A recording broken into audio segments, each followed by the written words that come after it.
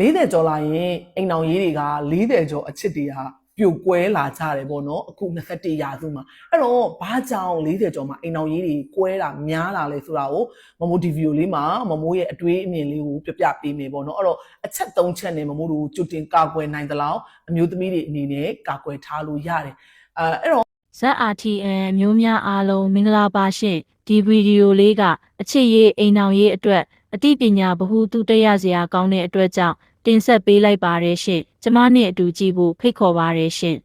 40ကျော်လာရင်အိမ်အောင်ရေးတွေက40ကျော်အချစ်တွေဟာပြိုကွဲလာကြတယ်ပေါ့နော်အခု21ရာစုမှာအဲ့တော့ဘာကြောင့်40ကျော်မှာအိမ်အောင်ရေးတွေကွဲတာများလာလဲဆိုတာကိုမမိုးဒီဗီဒီယိုလေးမှာမမိုးရဲ့အတွေးအမြင်လေးကိုပြပြပေးမယ်ပေါ့နော်အဲ့တော့အချက်3ချက်နဲ့မမိုးတို့ကြိုတင်ကာကွယ်နိုင်သလောက်အမျိုးသမီးတွေအနေနဲ့ကာကွယ်ထားလို့ရတယ်အဲ့တော့အိမ်အောင်ကွဲတဲ့အချက်2ချက်မှာနံပါတ်1ကကြတော့မမိုးတို့ကိုယ့်ရဲ့အိမ်အောင်ဘက်အမျိုးသားအမျိုးသမီးဟာဗီဇမကောင်းတာအဲ့တော့အဲ့ဗီဇမကောင်းတဲ့အိမ်အောင်ဘက်မျိုးပိုင်ဆိုင်ထားရင်တော့မမိုးတို့ဘယ်သူမှမကယ်နိုင်ဘူးအဲ့တော့နံပါတ်1ဘာလို့မလဲဆွတ်လွတ်နိုင်ဆွတ်လို့မဆွတ်လွတ်နိုင်ရင်ခါစီးပြီးတော့ခံတိခံဒီအချက်ကတော့ကိုလို့ရမယ်အပိုင်းပေါ့နော်ကိုရဲ့ရွေးချယ်မှုပဲနံပါတ်2ကကြတော့မမိုးတို့အမျိုးသမီးပဲဖြစ်ဖြစ်အမျိုးသားပဲဖြစ်ဖြစ်ဒီပေါ့နော်40ကျော်လာတဲ့ခါမှာကျမ်းမာရေးကြောင်းအိမ်အောင်ရေးတွေပြိုကွဲလာတာလည်းဖြစ်တယ်အဲ့တော့ဒီဗီဒီယိုလေးမှာတော့မမိုးကအမျိုးသမီးတွေကိုဥတီပြီးတော့ပြပြမှာဖြစ်တဲ့အတွက်အမျိုးသမီးတွေအနေနဲ့40ကျော်လာရင်ဒီပေါ့နော်အိမ်အောင်ရေးနဲ့ပတ်သက်တဲ့ယောဂပေါ့နော်ဒီမီးရဲ့ကြိုလက္ခဏာဟော်မုန်းတွေကျဆင်းလာတဲ့ပြဿနာအဲ့ဒီပြဿနာကြောင့်မမိုးတို့အိမ်အောင်ရေးတွေပြိုကွဲရတယ်အဲ့တော့မီးရဲ့ကြိုလက္ခဏာဘယ်လိုတွေခံစားရတယ်ဆိုတာကိုလည်းမမိုးဗီဒီယိုလေးတွေမှာပြပြပေးထားတယ်ထပ်ပြီးတော့လည်းပြပြပေးအောင်မယ်ပေါ့နော်အဲ့တော့ဘာတွေဖြစ်လဲဆိုရင်တော့မမိုးတို့ဒီရာသီတွေမူမှန်တော့ဘူးညဘက်တွေအိတ်မပျော်ဘူးပြီးတော့ခန္ဓာကိုယ်အပူချိန်တွေများတယ်ညဘက်ဆိုချွေးသီးတွေထက်တယ်ပူတုံချမ်းအဲ့လိုမျိုးတွေဖြစ်တယ်ပြီးရင်ခြေလက်တွေထုံကျင်ကြိုက်ခဲတာပေါ့နော်ဒီလိုမျိုးတွေဖြစ်တယ်နောက်ပြီးအိတ်တွေမပျော်တဲ့အခါမှာစိတ်တွေကစင်ကလျားဖြစ်တယ်စိတ်အခြေအနေတွေမှုမမှန်တာဘယ်လိုပြောရမလဲဆိုရင်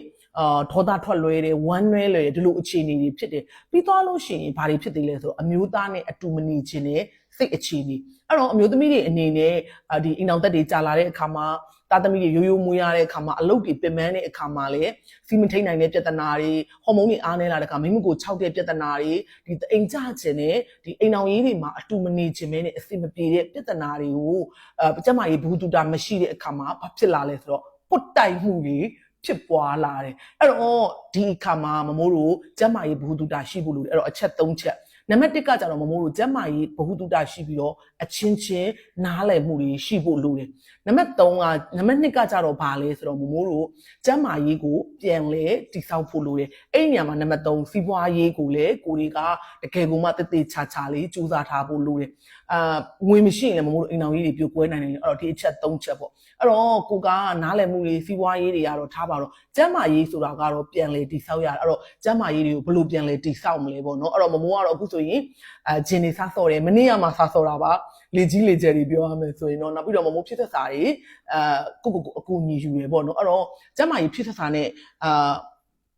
မှာယူခြင်းနဲ့နားမလည်ဘူးဆိုရင်တော့မမိုးရဲ့ Messenger မှာအသေးစိတ်ဆွေးနွေးတိုင်ပင်ပြီးတော့မှာယူလို့ရတယ်အဲ့တော့အိမ်အောင်ရေးတွေအဆင်ပြေနေကျန်းမာမယ်လှဒီဗီဒီယိုလေးကိုကြည့်ပြီးသွားပြီဆိုတော့ကို့အမြင်ကိုခံစားချက်ကိုအတွေ့အကြုံလေးတွေကိုလည်းမျှဝေပေးခဲ့ပါဦးရှင်